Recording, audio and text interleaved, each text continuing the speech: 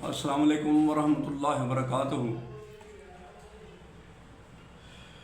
औज़ु बिल्लाहि मिनश शैतानिर रजीम, बिस्मिल्लाहिर रहमानिर रहीम। मोहतरम साथियों, सूफी सफ़र के चैनल के तवस्सुत से हम सीरतुन नबी सल्लल्लाहु अलैहि वसल्लम, उन्वान है कदम ब कदम, जिल्द अव्वल है और अब्दुल्ला फ़रानी ने लिखी हुई है। तो इसमें हम पहुँचे थे यूज मजूज के बारे में और ज़ुल्क़रनैन के बारे में। वो जो यहूदियों ने सवाल किया था ना कि मुशरिकीन को बोला कि जाओ जाके क्वेश्चन ये करो कि आपका रूह के बारे में क्या ख्याल है, यूज मजूज और ये ज़ुल्क़रनैन के बारे में क्या ख्याल है। तो आप सल्लल्लाहु अलैहि वसल्लम ने बाकी सब चीज़ें उनको सही सही बता दी। तो अब बात आ गई ज़ुल्क़रनैन के बारे में। तो फरमाते हैं क़यामत के करीब यूज मजूज उस दीवार को तोड़ने में कामयाब हो जाएंगे। ज़ुल्क़रनैन के बारे में मुख्तलिफ़ वज़ाहतें किताबों में मिलती हैं। क़ुरनैन के मैनी दो सिमतों के हैं। ज़ुल्क़रनैन दुनिया के दो किनारों तक पहुँचे थे, इसलिए उन्हें ज़ुल्क़रनैन कहा गया। बाद ने करन का मानी सींग के लिए हैं, यानी दो सींगों वाले। उनका नाम सिकंदर था, लेकिन ये यूनान के सिकंदर नहीं है जिसे सिकंदर आज़म कहा जाता है।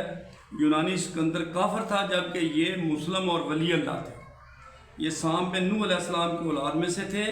खिज़र अलैहिस्सलाम इनकी फ़ौज का झंडा उठाने वाले थे। अब तीसरा सवाल जो किया था वो रूह के बारे में किया था। तो रूह के बारे में अल्लाह ताला ने इरशाद फरमाया, ये लोग आपसे रूह के बारे में पूछते हैं, आप फरमा दीजिए कि रूह मेरे हुक्म से कायम है, यानी रूह की हकीकत उसी के इल्म में है, उसके सिवा उसके बारे में कोई नहीं जानता। रूह के बारे में यहूदियों की किताबों में भी बिल्कुल यही बात दर्ज थी कि रूह अल्लाह के हुक्म से कायम है, इसका इल्म अल्लाह ही के पास है और उसने अपने सिवा किसी को नहीं दिया। यहूदियों ने मुशरिकों से पहले ही कह दिया था कि अगर उन्होंने रूह के मुतल्लिक़ कुछ बताया तो समझ लेना वो नबी अगर उन्होंने रूह के मुतल्लिक़ कुछ बताया तो समझ लेना वो नबी नहीं है, और अगर सिर्फ ये कहा कि रूह अल्लाह के हुक्म से कायम है तो समझ लेना कि वो सच्चे नबी हैं। आपने बिल्कुल यही जवाब इरशाद फरमाया। लगे हाथों यहाँ एक वाक़या और भी सुन लें। जब मुसलमानों ने हिंदुस्तान फतह किया तो हिंदू मज़हब का एक आलम मुसलमान आलमों से मुनाजरा करने के लिए आया। उसने मुतालबा किया कि मेरे मुकाबले में किसी आलम को भेजो। इस पर लोगों ने इमाम रुकनुद्दीन की तरफ इशारा किया। हज़रत ग्रामी, अब उस हिंदुस्तानी ने उनसे पूछा, तुम किसकी इबादत करते हो?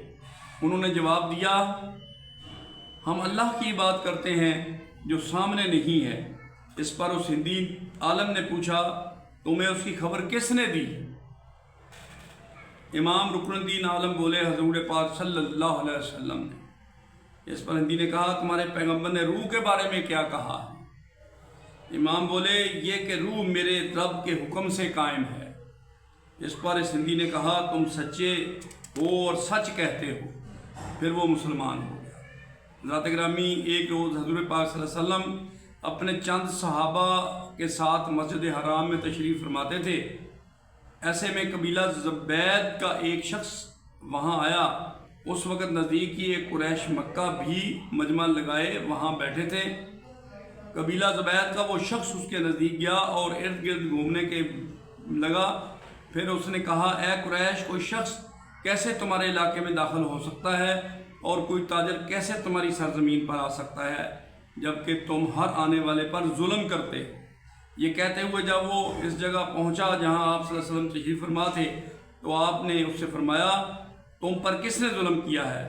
उसने बताया, मैं अपने ऊँटों में से 3 बेहतरीन ऊँट बेचने के लिए लेकर आया था, मगर अबू जेल ने यहाँ इन तीनों ऊँटों की असल कीमत से सिर्फ 1/3 कीमत लगाई।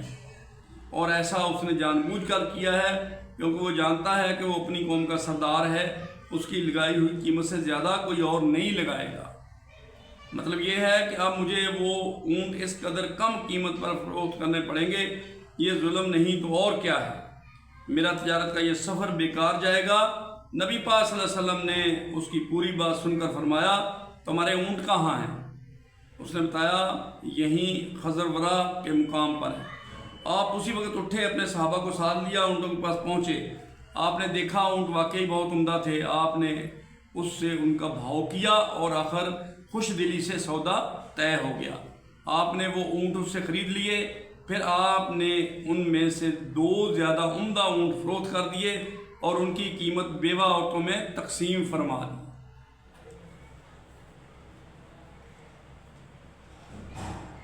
تو حضرات گرامی، اس طریقے سے آپ صلی اللہ علیہ وسلم نے اس بات کو رد کر کے دکھا دیا جو اس کے ذہن میں ایک پکچر بنی ہوئی تھی ابو جہل کی وجہ سے۔